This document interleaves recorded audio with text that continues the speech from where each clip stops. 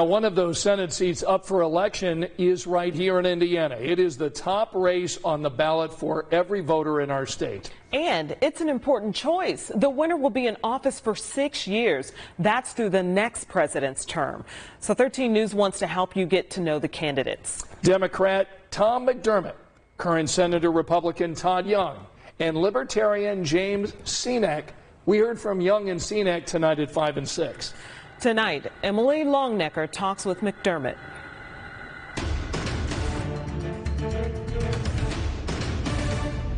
His campaign slogan is just 4 words, right under his picture on the McDermott for Senate website. All Hoosier, no.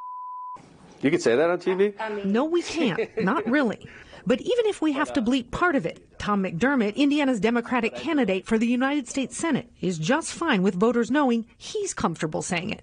Because the way McDermott sees it, it's the truth. No bull is what you get with me. It's the reason McDermott believes he's the longest serving mayor of Hammond, 19 years. Part of the reason my residents keep voting for me is I never sugarcoat what's going on. I tell them honestly what's going on. So 13 News sat down to ask him some questions ahead of November 8th. Why are you running for the United States Senate? I'm patriotic. I'm afraid for democracy. I'm afraid for our country.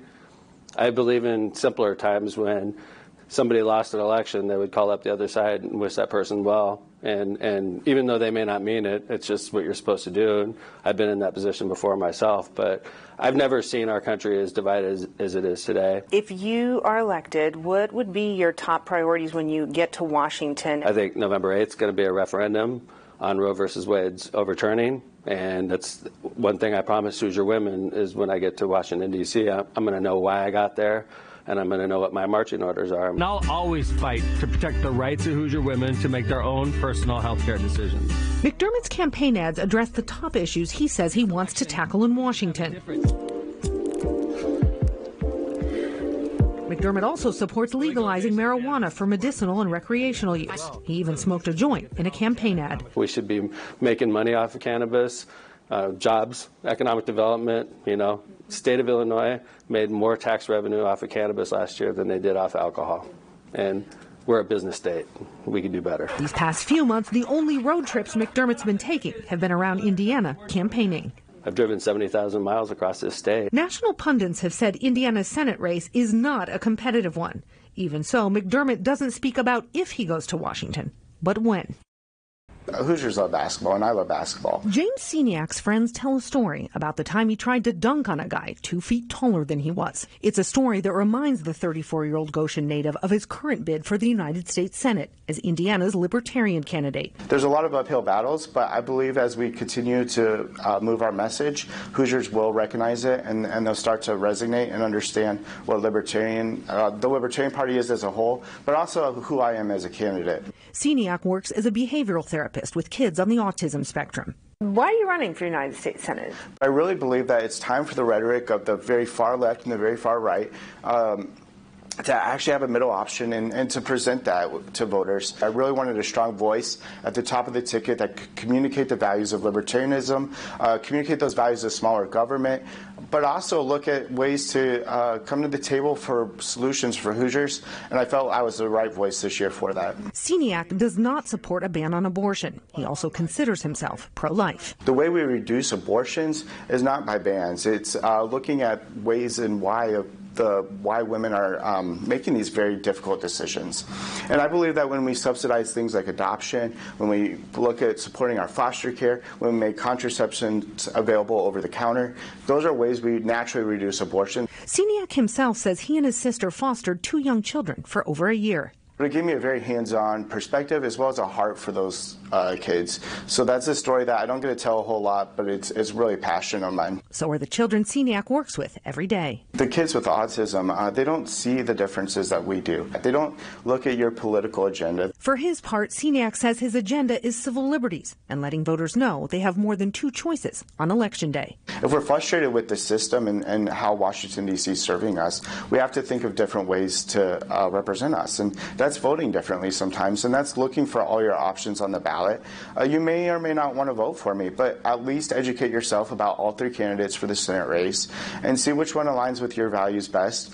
I believe when we do that, and we stop voting party lines, we'll actually be much, much better represented in Washington, D.C. As he heads into the final stretch of campaigning this election season, Indiana Senator Todd Young differs from most incumbent Republican Senate candidates in a distinct way.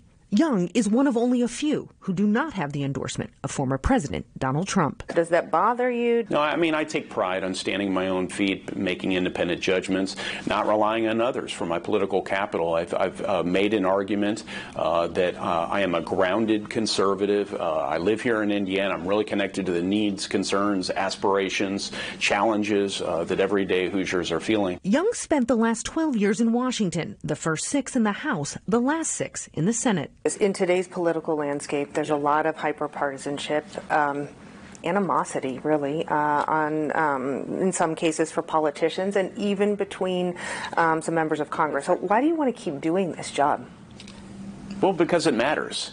It matters now more than I think any point in my lifetime. We're facing a generational challenge, really a competition between systems, between the United States and our allies in China. With that in mind, Young touts the passage of the CHIPS and Science Act, a bipartisan measure he helped champion that President Biden signed into law. It increases the amount of semiconductor chips made in the United States. Those are the chips found in many of our electronic devices, not to mention radar systems and missiles. Right now, more than half are made overseas. Critics have said it overspends and questions if it could worsen inflation. This is a national security investment. Just as we invest in tanks or aircraft or other weapon systems, we also need to invest in the computer chips that help all these things run. So they are essential to a modern economy. Some of those chips will be made right in Indiana.